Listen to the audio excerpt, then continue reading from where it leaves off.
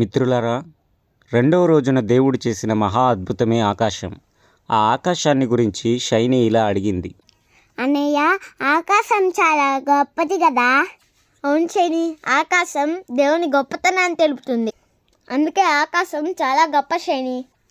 అన్నయ్య, ఆకాశాన్ని ఎవరు చేశారు? షైనీ, ఆకాశాన్ని దేవుడు సృష్టించాడు. అన్నయ్య, ఆకాశం చాలా పెద్దది కదా? ఆకాశం చేయడానికి దేవుడికి ఎన్ని రోజులు పట్టింది? షైనీ, దేవుడు ఆకాశాన్ని ఒక్క రోజులో చేశాడు.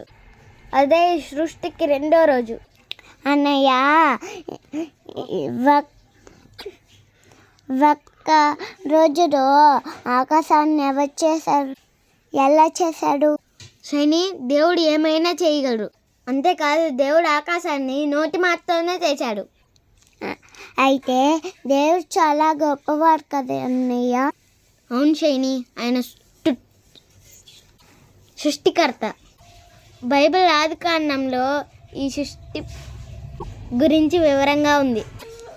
అన్నయ్య, దేవుడు ఆకాశాన్ని ఎందుకు చేశాడు? షైనీ, ఆకాశం దేవుని గొప్పతనాన్ని తెలియజేస్తుంది.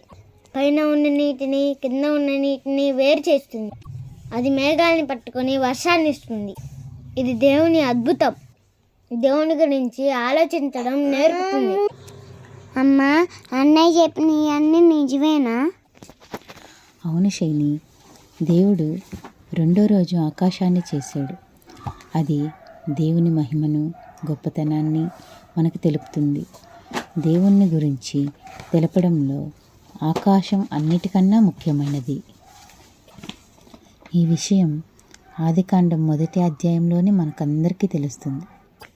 విన్నారు కదా మిత్రులారా, ఆకాశం యొక్క గొప్పతనం ఏంటో, దేవుని యొక్క గొప్పతనం ఏంటో తెలియజేయడానికి దేవుడు వాడుకున్న గొప్ప అద్భుతమే ఆకాశం.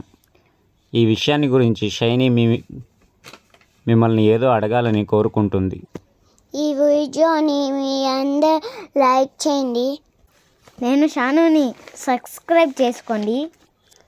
Please like, share, subscribe and comment. మిత్రులారా,